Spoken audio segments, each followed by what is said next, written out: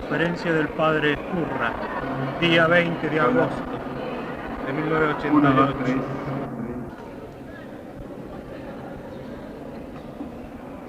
Cuando uno habla a veces trae algo escrito, y eso tiene un inconveniente, que es que los que escuchan van midiendo la pila de las hojitas a medida que va creciendo una y disminuyendo la otra. Yo no tengo ese problema. El tema de hoy era sobre la presencia de la Virgen en la pastoral de los jóvenes. No es fácil de enfocar. ¿Qué podemos decir de la Virgen en la pastoral? Si lo queremos tomar de un punto de vista absolutamente práctico, qué sé yo, la Virgen no nos dice nada acerca de la evangelización de un barrio o de una escuela, la Virgen no nos dice nada de cómo se organiza una reunión o un retiro o una dinámica de grupos entre los jóvenes.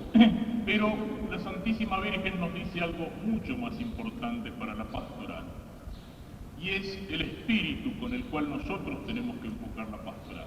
Vamos a tratar de mirar un poco hacia ese espíritu de la Santísima Virgen en nuestra vida apostólica, y yo diría en tres puntos principales. Y el primero es mirar en la Santísima Virgen la fuente, la fuente de todo apostolado. En la Virgen todo parte de un punto. Ella es la Madre de Dios. Todas las otras cosas que podemos decir de la Santísima Virgen parten de ese primer punto. Es la Madre de Dios. Dicen que para ninguna madre hay un hijo feo, y al revés, para cada hijo la madre mejor es la propia madre. Pero ninguno de nosotros eligió a su madre. En todo caso, nuestra madre nos eligió a nosotros cuando quiso que viniéramos al mundo. Pero hay alguien en la historia que tuvo la posibilidad de elegir a su madre. Pongámonos a pensar un poquitito, ¿qué hubiéramos hecho nosotros si pudiéramos elegir a nuestra madre? Hubiéramos buscado para ella lo mejor. Y Cristo pudo elegir a su madre. Porque Dios en algún momento quiso hacerse hombre, porque Dios quiso bajar del cielo a la tierra para que nosotros un día pudiéramos subir al cielo, porque Dios quiso hacerse hombre para que nosotros pudiéramos ser hijos de Dios, eligió ese camino. Pudo haber elegido otro camino. Como no necesitaba de un padre humano, tampoco necesitaba de una madre humana. Era Dios, había creado el mundo, había sacado todo de la nada. Cristo pudo aparecer, ahorrarse el trabajo y aparecer ya grande, con 30 años, predicando en medio de los judíos, así de golpe, como un fantasma que se materializa. Pero Dios quiso venir al mundo por medio de María, es decir, quiso tener una madre en la tierra, quiso necesitar de María. Aquel que no necesita de nadie, quiso necesitar de la Santísima Virgen. Hoy incluso lo encontramos en algunos ambientes católicos como un contagio de esos grupos religiosos que se llaman cristianos y que dicen aceptar a Cristo pero que rechazan a la Madre de Cristo. Hay algunos que quisieran dejar de lado a la Virgen. Hay algunos que dicen, yo me entiendo directamente con Dios, yo no necesito intermediar. Qué orgullo, qué soberbia. Dios quiso necesitar de María y yo puedo decir, yo no necesito de la Virgen para llegar a Cristo. Es el camino por el que Cristo vino. Es el único camino por el que Dios viene al mundo. Cristo eligió a su madre aquí en la tierra. Dios eligió a su madre aquí en la tierra, y porque Él la eligió, le dio todos los dones, le dio lo mejor que pudo. Esa es otra de las equivocaciones grandes. Pensar que lo que le damos a María se lo quitamos a Cristo. No hay que exagerar, dicen, con el culto a la Virgen, con el amor a la Virgen, sí, porque todo Cristo está en el centro, Cristo es lo que importa. Piensen ustedes si un pintor pinta un cuadro, una maravillosa obra de arte, y viene una persona a ver el cuadro y se pone a elogiar el cuadro. Dice, pero qué maravilla, pero qué colores, pero qué figura, pero qué fuerza, qué expresión que tiene. Y el pintor está escondido escuchando lo que dice esta persona. ¿Les parece que el pintor se va a poner celoso del cuadro? que el pintor va a decir elogia al cuadro y no me elogia a mí. Al contrario, mientras más grandes son los elogios que uno hace del cuadro, más contento se pone el pintor porque lo están elogiando a él. Y eso es lo que pasa con la Virgen. Es la obra maestra de Dios. Por eso, como decía San Bernardo, de María nunquam satis, nunca diremos lo suficiente de María. Y todo lo que nosotros le damos a María como elogio, como amor, como oración, como veneración, como hijo, se lo estamos dando a Dios. Porque en María estamos elogiando a la obra maestra de Dios. Dios quiso tener una madre y quiso para esa madre lo mejor. Porque María es madre de Dios, es inmaculada, es decir, Dios no quiso tener una madre en la cual hubiera en algún momento habido mancha de pecado y entonces la protegió, la cubrió para que María fuera desde el primer instante de su concepción libre de toda mancha de pecado. Pensemos en el diálogo aquel entre Cristo y el diablo en el monte de las tentaciones. Cuando el diablo lo lleva a Cristo a un lugar muy alto y le dice, mostrándole todos los reinos de la tierra, todo esto es mío, si me adoras te lo daré. Miente el diablo. ¿Cómo puede decir él, todo esto es mío? Él no lo ha creado, es obra de Dios. Miente el diablo, es mentiroso. El padre de la mentira, decía Jesucristo, y alguien dijo que era el patrono de los periodistas. Pero, sin embargo, en ese momento no miente. ¿Por qué el diablo puede decir, todo esto es mío? Por el pecado. Porque el pecado hace esclavo del demonio, y ese mundo estaba en pecado. Pero si bien el diablo no miente, el diablo se equivoca. Cristo le pudo haber dicho al diablo, todo esto es tuyo, menos mi madre. En la Virgen Santísima jamás tuvo parte el demonio, porque Dios la eligió para ser su madre. Y así todos los dones y todas las gracias que Dios le dio a la Virgen Santísima, se los dio en vista de esa misión que la Virgen tenía en la tierra, ser la madre del Verbo encarnado, ser la madre de Dios que se hace presente entre los hombres. Ser la madre de Dios que baja hasta nuestra pobreza, hasta nuestra miseria para enriquecernos con las gracias divinas. María es el camino por el cual Cristo viene a nosotros. Ella es la madre de Dios en la tierra. Y ese es la fuente, el espíritu que tiene que animar todo apostolado. María nos comunica a Cristo. María nos entrega a Cristo. Y con Cristo a todas las gracias. Cuando decimos que María es medianera, es mediadora de todas las gracias, ¿por qué lo decimos? Porque todas las gracias que nos vienen de Dios, nos vienen por Cristo, con Cristo, en Cristo. ¿Y cómo vino Cristo a nosotros? Por medio de María.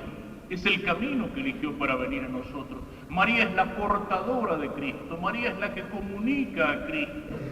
Portadora de Cristo, fíjense cuando el momento de la Anunciación llega a visitar después la Virgen a Santa Isabel llevando a Cristo en su seno y Santa Isabel lo reconoce esa presencia de Dios porque el niño ha saltado de gozo en el seno de María.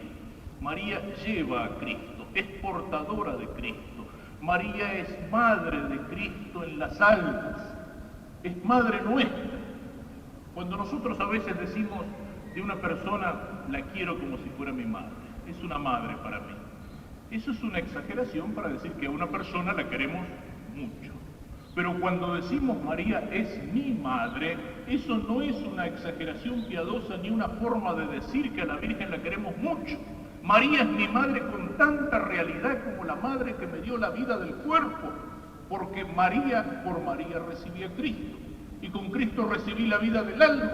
Cuando estábamos muertos por el pecado, con Cristo recibimos la vida del alma. Ella nos engendró la vida de la gracia y esa vida del alma es una vida tan real y tan verdadera como la vida del cuerpo. Y yo diría más todavía, porque mientras la vida del cuerpo pasa, se gasta, envejece, muere, y en un momento somos carne de tierra y de gusano, la vida del alma no pasa, a menos que nosotros la matemos por el pecado que se llama mortal. María me dio la vida, es mi madre realmente, verdaderamente, es más mi madre que la madre que me dio la vida del cuerpo. María engendró a Cristo en mí. Así como María forma a Jesús en la historia, forma en su vientre el cuerpo de Dios que se hace hombre en la historia, María, comunicándonos la gracia, sigue formando a Cristo en el alma de cada uno de nosotros. Es nuestra madre en el orden de la gracia. Y al formar a Cristo en el alma de cada uno de nosotros, la Virgen va formando a Cristo en su cuerpo místico, en su cuerpo misterioso que es la Iglesia. Y por eso decimos que es madre de la Iglesia. Por eso podemos decir que es madre, modelo y ejemplo de apóstoles. Porque ¿qué es el apostolado? El apostolado es comunicar a Cristo. El apostolado es hacer nacer a Cristo en el alma de cada uno de los demás. El apostolado es iluminar a los otros que viven en la oscuridad del pecado y del error con la luz de Cristo. El apostolado es comunicar la vida. ¿Qué es lo que hace la Iglesia cuando continúa la obra de Cristo? Iluminar a los hombres con la palabra de Cristo. Cristo es maestro. ¿Qué es lo que hace la Iglesia cuando continúa la obra de Cristo? Santificar a los hombres comunicándoles la gracia por esos canales de riego de la gracia que son los sacramentos y que permiten que la vida del alma no se aridezca ni se seque, sino que crezca, que florezca, que dé fruto, que tenga fuerza. Ser apóstol es comunicar a Cristo, es comunicar la vida, es hacer nacer a los hombres a la vida divina. ¿Por qué aquel que entrega toda su vida al apostolado, como es el sacerdote, por qué renuncia a tener una familia humana? No porque piense que el sexo, o que el amor humano, o que los hijos o la familia sea una cosa mala. No, es algo bueno, es querido, es creado por Dios, es algo bendecido por un sacramento. Renuncia a esa paternidad para ser padre en el orden espiritual, para comunicar la vida de la gracia. Esa vida que se comunica en el bautismo, que se alimenta con el cuerpo de Cristo en la comunión, esa vida que se sana y se renueva cuando el sacerdote hace el gesto de la cruz sobre la cabeza de un pecador arrepentido y dice, yo te absuelvo, yo te perdono, comunica la vida, alimenta la vida con los sacramentos, desde la cuna hasta la tumba, desde el bautismo hasta la unción de los enfermos. Y como el sacerdote, todo aquel que de una manera o de otra o en cualquier ambiente participa en el apostolado, tiene que comunicar la vida, comunicar a Cristo. Ese es el fin del apostolado. El fin de nuestro trabajo apostólico no es el éxito de nuestro trabajo apostólico, no es decir cuánta gente que reunimos. El éxito de nuestro trabajo apostólico no es decir qué lindo grupo que formamos y nos queremos mucho y somos todos amigos. El éxito o el fin de nuestro trabajo apostólico no está necesariamente en los resultados humanos, en los resultados visibles. Al contrario, muchas veces es un éxito que permanece invisible a los ojos de los hombres. Lo esencial es invisible a los ojos, lo esencial del apostolado es invisible para los ojos de los hombres. Son los frutos que se dan en el misterio, donde se juegan la gracia y el pecado, el bien y el mal, Cristo y Satanás. El fruto del apostolado es el alma que nace a la vida de Cristo, a la vida de la luz, a la vida de hijos de Dios. Es el alma para la cual se abren las puertas del cielo. Y eso es lo que nos enseña María, portadora de Cristo, madre de Cristo en la historia, madre de Cristo en nuestras almas, madre de Cristo en la iglesia. Nosotros tenemos que comunicar a Cristo. Nosotros tenemos que ser luz de Cristo en un mundo tantas veces dominado por la oscuridad del error, por la oscuridad del pecado, de la injusticia y de la mentira. Y en este espíritu, el espíritu con el cual tenemos que cumplir esta misión. ¿Cuál es? Yo quisiera resumirlo en una imagen, que es la del Santo Rosario. El Rosario lo conocemos como oración. El rosario es una oración que está en el centro de la oración cristiana. Es una oración que es como el resumen del Evangelio, porque en el rosario meditamos todos los momentos principales de la vida de Cristo. Es una oración que no tiene origen humano, porque las palabras del rosario son palabras enseñadas por Cristo, el Padre Nuestro, o son palabras que vienen de Dios en el Ave María. Podemos decir muchas cosas del rosario. Pero el rosario no solamente hay que rezar, hay que vivir. Y María vivió el rosario. Ese es el espíritu con el cual María comunica a Cristo. ¿Qué quiere decir que María vivió el rosario? ¿Qué estaba haciendo la Virgen? Se preguntaba una vez un sacerdote en una predicación. ¿Qué estaba haciendo María en el momento de la Anunciación? Y entusiasmado dice, como era una joven piadosa, seguramente estaba rezando el rosario. Y recuerdo que durante el año mariano, en un concurso de dibujos en una escuela de niños, Uno de los niños había dibujado a la Santísima Virgen de rodillas en un reclinatorio rezando el rosario delante de una imagen de la Virgen de Luján. Y nosotros podemos reírnos, ¿no es cierto?, de esta ingenuidad infantil o del entusiasmo del sacerdote que dice la Virgen estaba rezando el rosario. Y sin embargo, la Virgen Santísima rezó el rosario. No lo rezó necesariamente con los labios, ciertamente como lo rezamos nosotros, pasando las cuentas y diciendo Dios te salve María. No sabemos qué estaba haciendo la Virgen en el momento de la Anunciación. Pero ¿qué pasa en ese momento? Aparece el ángel enviado por Dios y le dice, Dios te salve María, llena de gracia, el Señor está contigo. El primer misterio de gozo del Santo Rosario y las palabras del ángel inspiradas por Dios que van a constituir la primera parte del Ave María. La Virgen rezó el rosario, pero lo rezó con su vida. La Virgen vivió el rosario. Y después, ese segundo misterio al cual hacíamos alusión, la Virgen va a llevarle la noticia a su prima Santa Isabel, segundo misterio de gozo del Santo Rosario, y las palabras que pronuncia Isabel, bendita tú entre las mujeres y bendito el fruto de tu vientre. La Virgen fue viviendo el rosario. Pero ¿de qué manera? El ángel viene de parte de Dios para anunciarle que Dios la ha elegido para que sea su madre aquí en la tierra. Le propone de parte de Dios una misión. Y en ese momento podemos decir que toda la historia del mundo, que toda la historia de la humanidad estaba pendiente de los labios de aquella joven hebrea que recibía el mensajero divino. Dios la ha elegido para ser su madre. Y la Virgen inclina la cabeza y le dice, sí, aquí estoy, hágasela en mí según tu palabra. Yo soy la esclava del Señor. Y dijo, esclava. Qué miedo que le tenemos a las palabras fuertes en nuestros tiempos. Prefieren decir, yo soy la servidora del Señor. No, en aquel tiempo no había servicio doméstico por horas. En aquel tiempo la única forma de servidumbre era la esclavitud. Y María dice, soy esclava del Señor. ¿Cuál era la característica del esclavo? El esclavo no tenía voluntad propia. El esclavo, la voluntad del esclavo era la voluntad del dueño, lo que el dueño quería. Eso es lo que dice la Virgen. Si Dios me quiere, acá estoy. Yo quiero lo que Dios quiera. Eso es lo que dice la Virgen, la esclava del Señor. La única diferencia es que el esclavo nacía esclavo o lo esclavizaban por la fuerza. Y la Virgen lo hace libremente, voluntariamente. Se pone al servicio de la misión que Dios le ha confiado. Enfrente a lo que Dios le propone, la he elegido para ser mi madre acá en la tierra, la Virgen dice que sí. Es fácil decir que sí, ¿no es cierto? Es fácil decir que sí con los labios, con la lengua, pero decir que sí con la vida no es tan fácil. ¿Qué es lo que pasa en un casamiento?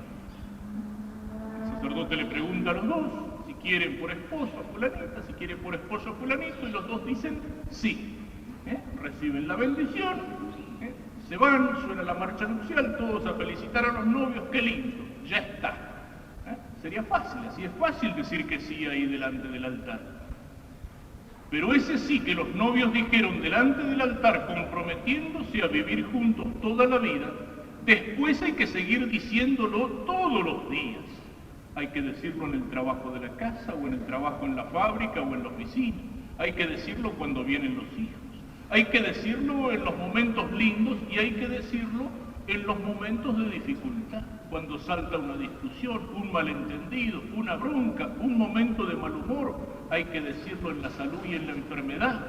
Hay que decirlo en los momentos de tentación, de infidelidad. Hay que seguir diciendo que sí.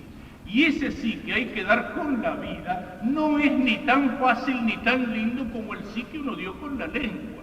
Qué fácil que es amar con la boca, con la lengua, con las palabras. Qué fácil que es decir palabras, juramentos de fidelidad y juramentos de amor para toda una vida que después duran horas o minutos o días.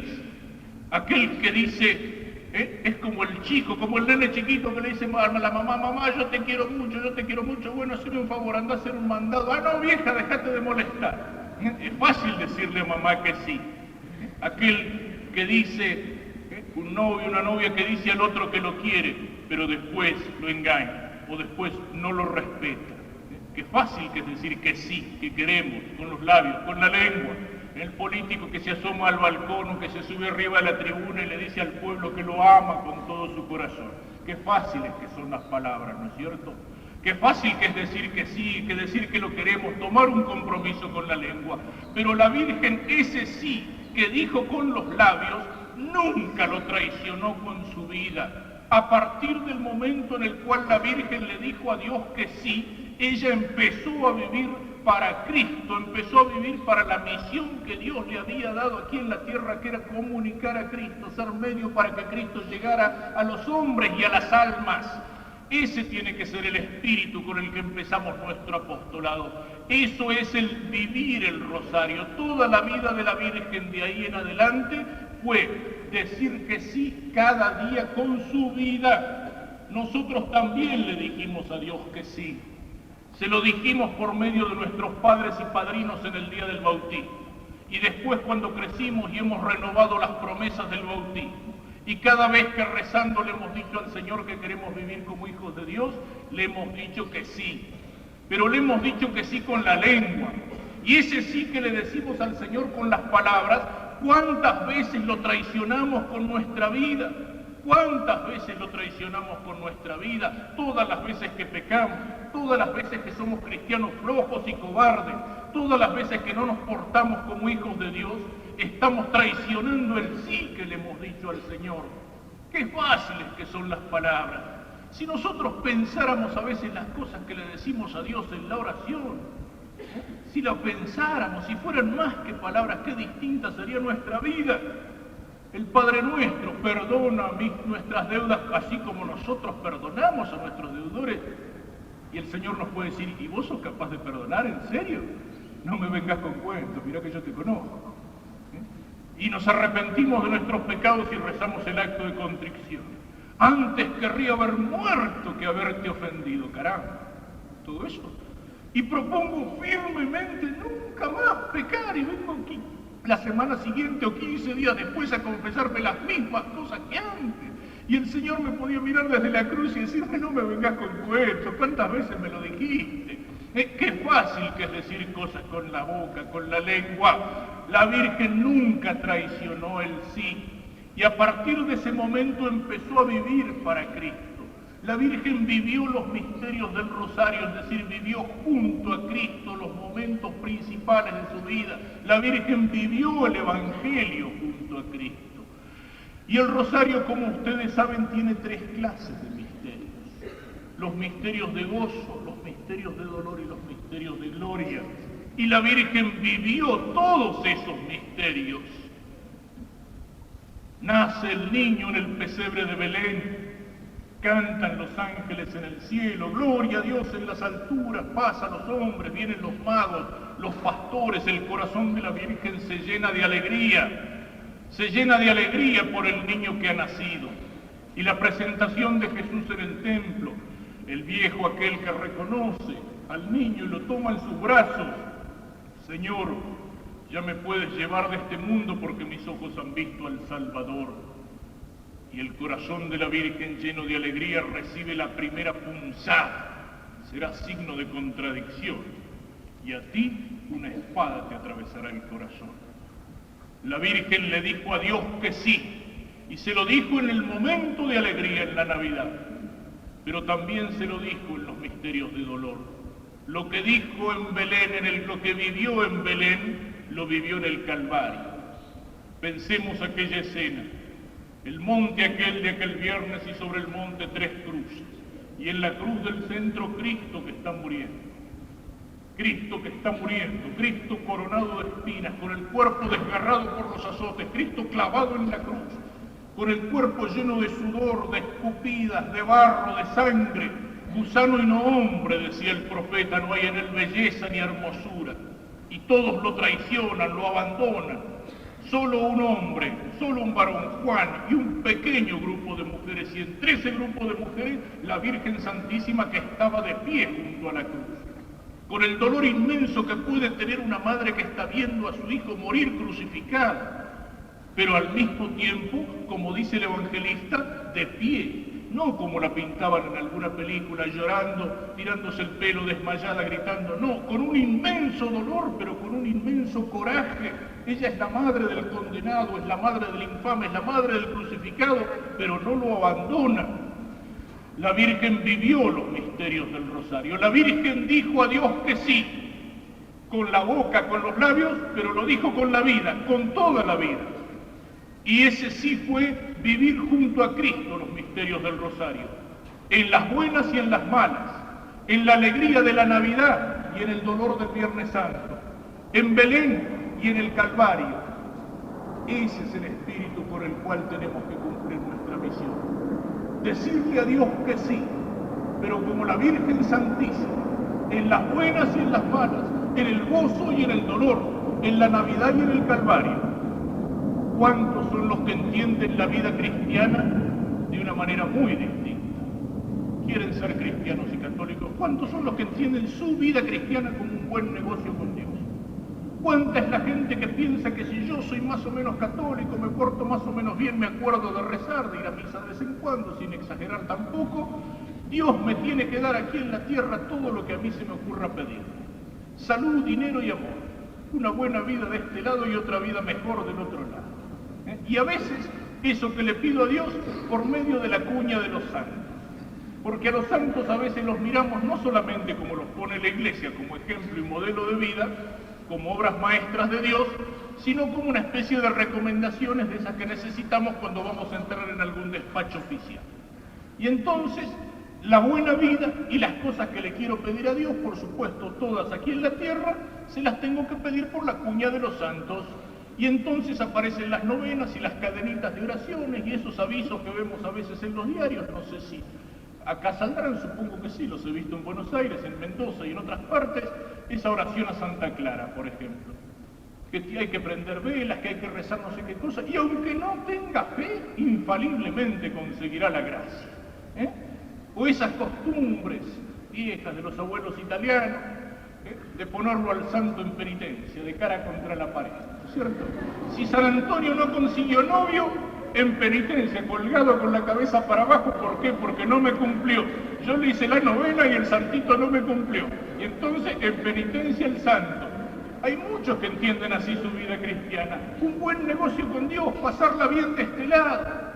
Y en gran parte los que van a buscar fuera de la Iglesia Católica, los que van a buscar en esas sectas que juntan predicadores,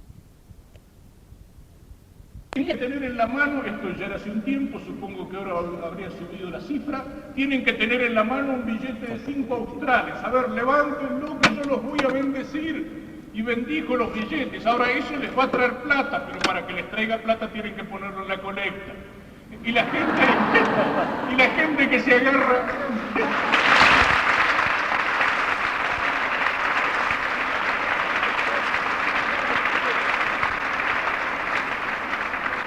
La gente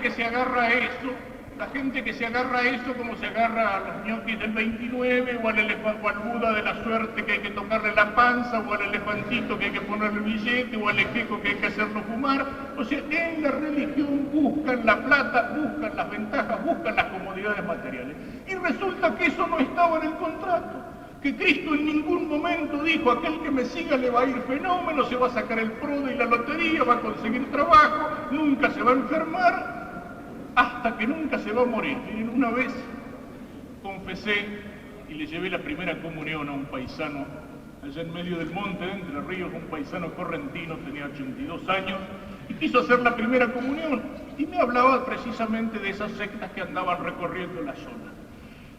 El hombre muy sencillo, pero con una fe profunda. Y me dice, a veces vienen por acá esos que se llaman evangelios. ¿Sí? Y yo les digo, si quieren hablar de religión, dice, pasen, tienen las puertas de la casa abiertas, pero primero vamos a rezarle a la Virgencita. Y se van. Y usted sabe una cosa, me dice, a un vecino mío le prometieron que si se hacía de la religión de ellos, nunca más se iba a morir. Y dice, ¿se la creyó? Y se cambió de religión, me dice, y ahí lo tiene, dice, paralítico y boqueando. Cristo nunca nos dijo eso, al contrario, ¿qué es lo que dijo el Señor? El que me quiere seguir tiene que estar dispuesto a cargar la cruz. Y el camino del cielo cielo es un camino como un sendero de montaña, es un camino estrecho y es un camino en subida. Y el cielo lo conquistan los valientes, los esforzados. El camino fácil no es el que lleva al cielo, es el camino que lleva al infierno, porque es más fácil dejarse llevar por el vicio y por el pecado. Es un camino ancho, dice Jesús en el Evangelio, y podríamos decir, sí, aparte de ancho, es un camino en bajada como un tobogán y engrasado, aceitado. ¡Shum! Uno se va solito, pero al cielo hay que conquistarlo. Cuesta. Y eso es lo que el Señor nos dijo. Y si nosotros queremos vivir esa religión de estar con Dios en los momentos buenos y nada más, ¿qué es lo que pasa? Que cuando aparece la cruz en la vida, y la cruz aparece, la cruz de una incomprensión, la cruz de un fracaso, la cruz de una calumnia, la cruz de un problema económico, la cruz de una enfermedad, la cruz de la muerte de una persona querida, la cruz de una manera o de otra se hace presente en la vida del cristiano. Y si uno entendía su religión, su fe, como un buen negocio con Dios, ¿qué pasa? En ese momento se enojan con Dios. ¿Por qué Dios a mí me hace esto? Y se rebelan en contra de Dios. ¿Cuántos son los que miran así su vida cristiana? Y si somos amigos de Cristo, si le hemos dicho a Cristo que sí y queremos vivir como cristianos, los amigos, ¿cuáles son los amigos? ¿Los amigos de los momentos fáciles? ¿O los amigos son, como decía el tango, los amigos se cotizan en las buenas y en las malas? Los amigos que en el momento difícil se borran y desaparecen no son amigos. Si nosotros somos amigos de Cristo, si somos cristianos, si como la Virgen le hemos dicho a Dios que sí, y ese sí se lo queremos decir no solo con la lengua, sino con la vida, como la Virgen tenemos que vivir el rosario. El rosario en los misterios de gozo, pero también el rosario en los misterios de dolor. Y ser fieles a Cristo en Belén y en el Calvario, en Navidad y en el Viernes Santo, en las buenas y en las malas, en los momentos de gozo y de alegría y en los momentos de dolor. Y la vida del cristiano, como la vida de todo hombre, es como un tiento donde se trenzan, donde se cruzan los momentos de gozo y los momentos de dolor. En la vida cristiana está presente el gozo, la alegría, pero en la vida cristiana está presente la cruz. En la Virgen María, incluso en los misterios de gozo, aparece la profecía del viejo que le dice: una espada te atravesará el corazón. Y en la Virgen María, en el momento del supremo dolor junto a la cruz, cuando todos abandonan, niegan, traicionan, se escapan y se esconden, en el corazón de María, en medio de esa oscuridad que cubría la tarde del Viernes Santo cuando Cristo muere en la cruz, la única luz de esperanza encendida estaba presente en el corazón de María. Es decir, en su corazón, en el momento de la muerte, estaba ya como una lucecita chiquita la esperanza de la resurrección. Vivir los misterios de gozo y los misterios de dolor, porque solamente así, si uno es fiel como María, no solo con la lengua, sino con la vida, en las buenas y en las malas, para comunicarle a Cristo a los hombres, entonces los otros misterios, los de gloria, eso es cosa de Dios. Porque María fue fiel aquí en la tierra y no abandonó ni siquiera junto a la cruz, Dios le abrió las puertas del cielo. Y Jesús, resucitado y glorificado, que sube al cielo por sus propias fuerzas, quiere llevarse a su madre para tenerla en el cielo, y María sube en cuerpo y alma a los cielos, y desde allí del cielo es madre y es rey. Y una última imagen que quisiera dejar. Nuestro apostolado se da en unas circunstancias concretas, en esta tierra concreta, en este momento concreto de la historia. Y hablamos a veces de construir juntos una patria de hermanos. También allí tiene que estar presente la Virgen Santísima.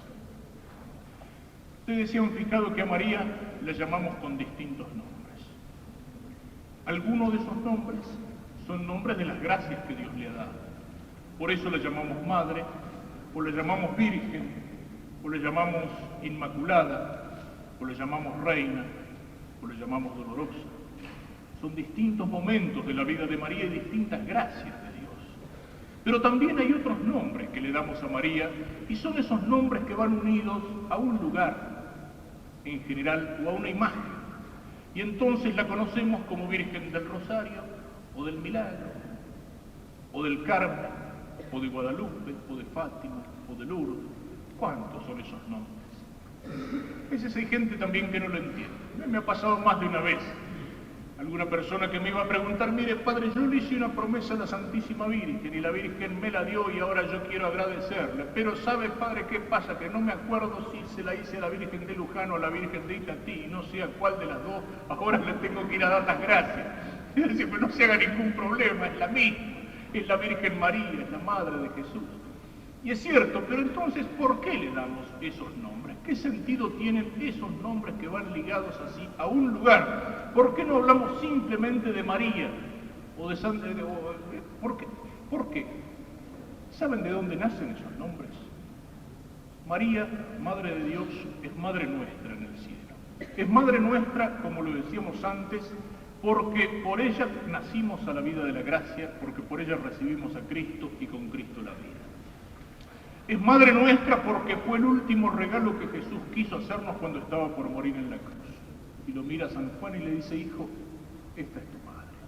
Y en San Juan toda la tradición de la Iglesia nos dice que nos estaba viendo a todos nosotros, a toda la humanidad, en ese discípulo, el único que no había traicionado.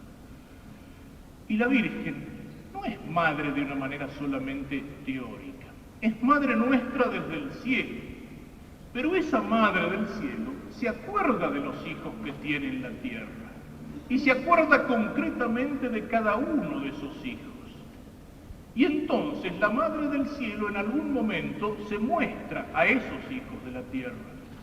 Cuando Santiago Apóstol predicaba el Evangelio en la tierra que hoy es España y encontraba dificultades en la conversión de los hombres, la Virgen se le apareció en un momento de desaliento sobre un pilar. Fue la primera aparición de la Virgen porque ella todavía vivía en Jerusalén o en Éfeso, y hoy, 20 siglos después, el corazón de los españoles se conmueve cuando les nombran a la Pilarica, a la Virgen del Pilar de Zaragoza, que está unida a lo largo de toda la historia de España.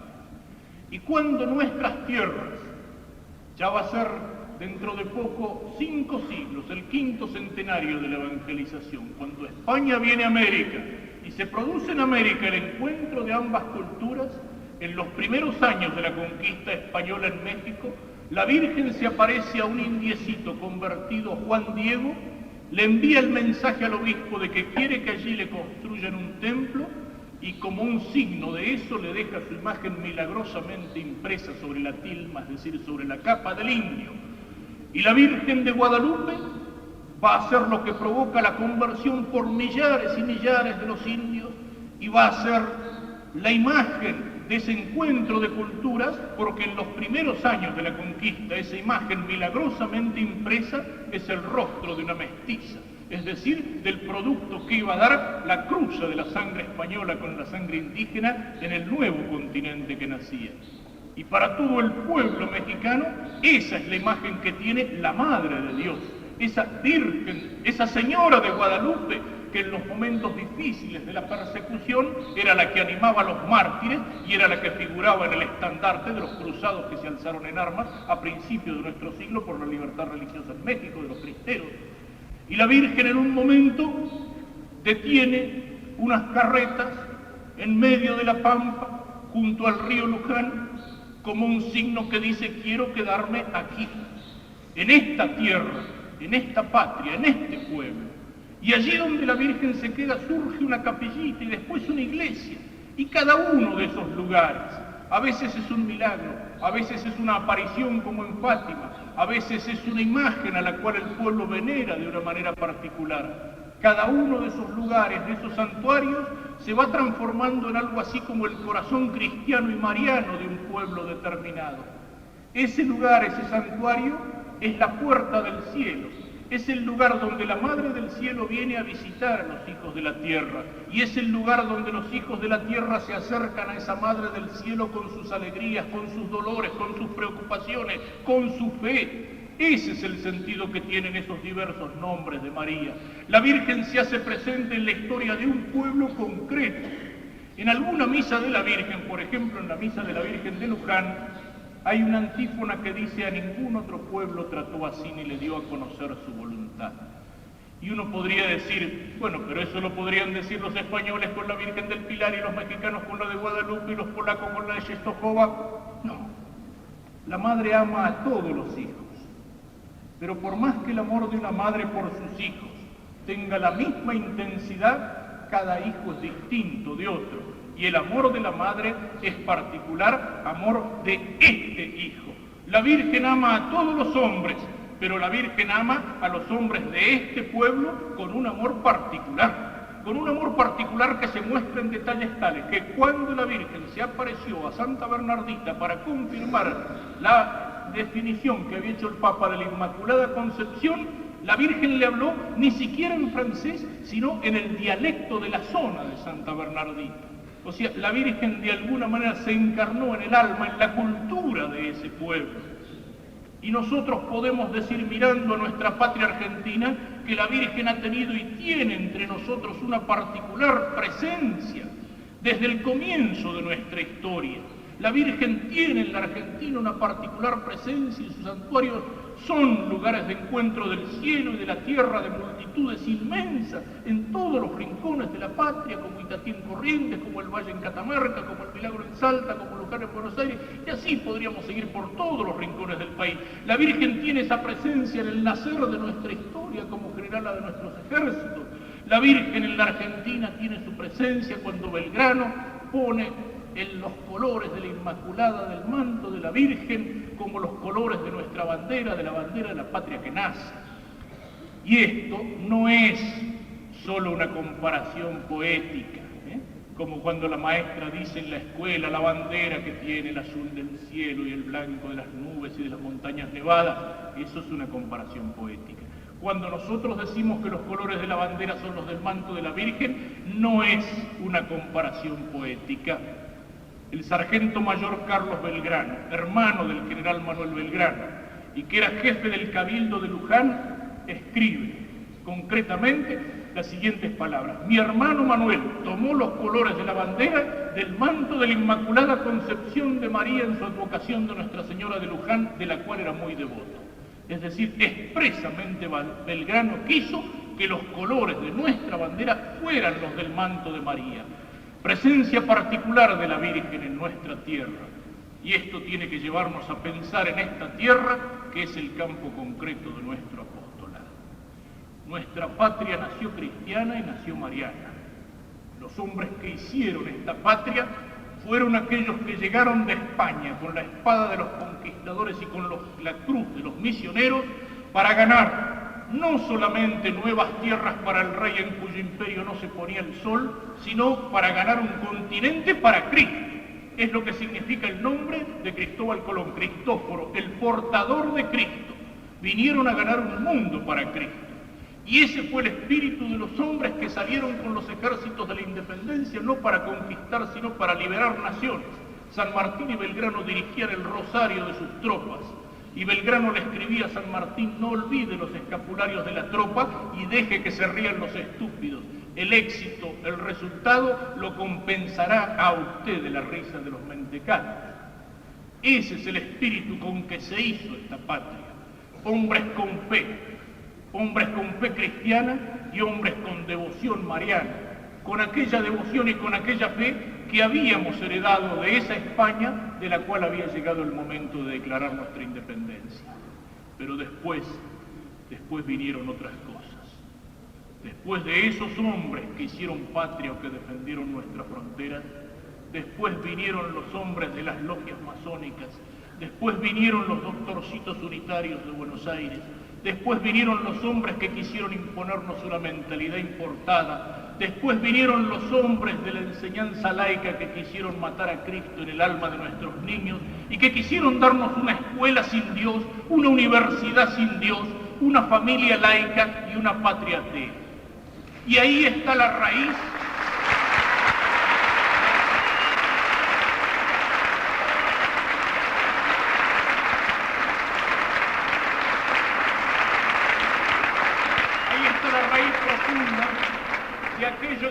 ahí está la raíz profunda de todo lo que estamos viviendo ahora. Ahí está la raíz profunda de todo lo que estamos viviendo ahora. El mismo general San Martín decía: la religión es el más importante de todos los vínculos y es el fundamento de todos los otros vínculos. es decir, de los vínculos que unen al hombre en una familia, en una comunidad, en una provincia, en una patria. Y cuando se rompe el vínculo de la religión, ¿qué es lo que pasa? Cuando los hombres se olvidan de Dios, cuando los hombres se rebelan contra la autoridad de Dios, entonces, como la autoridad de Dios es la fuente de toda autoridad, no hay más autoridad aquí en la tierra, ni en la familia, ni en el trabajo, ni en la vida política. Cuando los hombres se olvidan del Padre que está en el cielo, como solamente podemos ser hermanos si somos hijos de un mismo Padre, cuando los hombres se olvidan del Padre que está en el cielo, le vuelven las espaldas, ¿qué es lo que pasa? Que al olvidarnos de Dios dejamos de ser hermanos entre nosotros. Y los argentinos nos hemos olvidado de Dios, aunque nos llamamos cristianos de nombre, no somos cristianos en la práctica en la inmensa mayoría. Y al olvidarnos de Dios hemos dejado de ser hermanos entre nosotros. Y por eso nos enfrentamos, por intereses de sector, por intereses económicos, por intereses localistas, por intereses de partido, por intereses de clase social. Y porque nos olvidamos del Padre que está en el cielo, hemos dejado de ser hermanos aquí en la tierra y hemos llegado a odiarnos y hemos llegado a matarnos entre nosotros. Pero ¿dónde está la raíz? La raíz está ahí, en que nos hemos olvidado de nuestra vocación cristiana y de los orígenes cristianos de esta patria. Ahí está la raíz de los problemas. Cuando los hombres se olvidan de los mandamientos de Dios y cada uno quiere vivir como se le da la gana, piensan que así van a construir un paraíso en la tierra, y lo que construyen en la tierra no es un paraíso, es un infierno de odio, un infierno de mentira, un infierno de lujuria, un infierno de enemistad. Y eso es lo que pasa, y esa es la única solución, ese es el único camino para una solución. La solución de esta patria que anda a los tumbos no está en los programas, no está en los discursos de los políticos. La solución de esta patria que anda a los tumbos está en que los argentinos nos acordemos de que somos hijos de Dios y tratemos de vivir como hijos de Dios.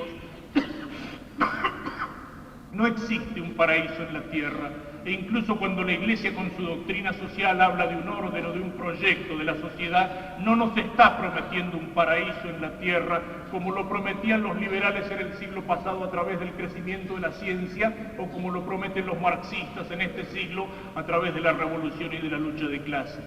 La Iglesia sabe que acá en la tierra nunca va a haber un paraíso, pero qué distinta sería una sociedad donde los hombres tratáramos de vivir cumpliendo los mandamientos de Dios, amando a Dios por sobre todas las cosas y tratando de amar al prójimo como a nosotros mismos.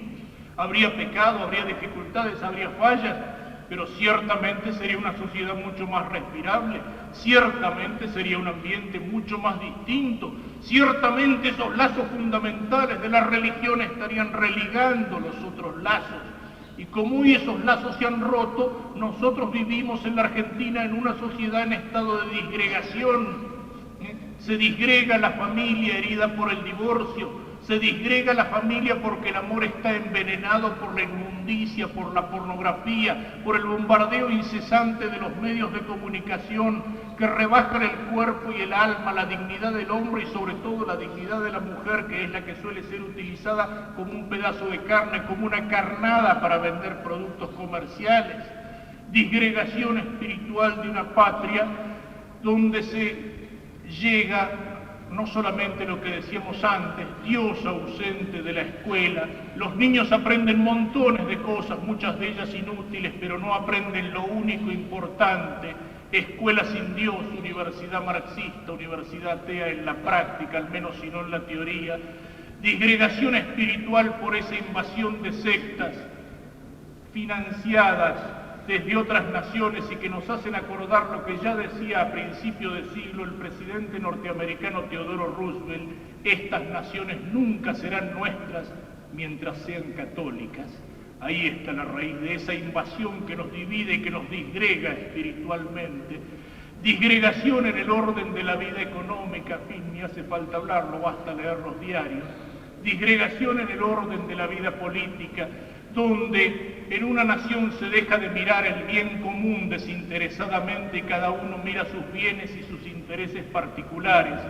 Y entonces una nación y un pueblo, en lugar de tratarse de un conjunto de hombres que como hermanos marchan hacia una finalidad común, hacia el bien común de la patria, Conducir un pueblo en esas condiciones es exactamente lo mismo que arrear una tropilla de sapos, digamos. Traten de arrear una tropilla de sapos a ver qué pasa. Así se disgrega y así se dispersa un pueblo cuando falta esa visión común. Disgregación en la cultura, disgregación en una cultura corrompida, disgregación en una cultura blasfema. Ustedes saben lo que decía San Martín, cuál es el bando del ejército de los Andes. La pena que puso San Martín personalmente para aquellos que blasfemaban el nombre de Dios o de la Virgen Santa. Decía San Martín, aquel que blasfeme el nombre de Dios o de su Santísima Madre, la primera vez será azotado, y la segunda vez, si reincide, se le atravesará la lengua con un hierro al rojo. Qué trabajo que tendría San Martín en nuestra tierra y en nuestra patria, donde hasta en los medios de comunicación, como en la televisión, se blasfema de Cristo y se blasfema de la Santísima Virgen. Y lo peor de todo es que nosotros, hijos de esa madre, nos callamos la boca. Ser cristiano es ser manso, ser cristiano es ser pacífico, es saber perdonar, pero ser cristiano no es ser estúpido. Y yo puedo perdonar las ofensas que me hacen a mí. Yo puedo aguantarme un insulto, puedo aguantarme una ofensa, puedo callarme la boca y humildemente tolerarla y no reaccionar. Pero yo no puedo, como hombre bien nacido ni como cristiano, tolerar las ofensas y las injusticias que se hacen al prójimo, las que se hacen a Dios y las que se hacen a la verdad y las que se hacen a la patria. Uno puede aguantarse una ofensa que se le hace a uno, pero ningún hijo bien nacido va a tolerar una ofensa o un insulto degradante que se hace contra su madre. Y nosotros nos hemos ido acostumbrando tanto a estas cosas que nos callamos la boca. Ciertamente no lo hubiera hecho San Martín. Tiempo de disgregación, una patria herida. ¿Por qué? Porque nos están pudriendo el alma, nos están pudriendo el alma, nos están envenenando el alma, están degradando, ensuciando, basureando y pisoteando las cosas más grandes, las cosas más nobles y las cosas más santas. Y si no terminamos de reaccionar, habrá un momento en que sea demasiado tarde.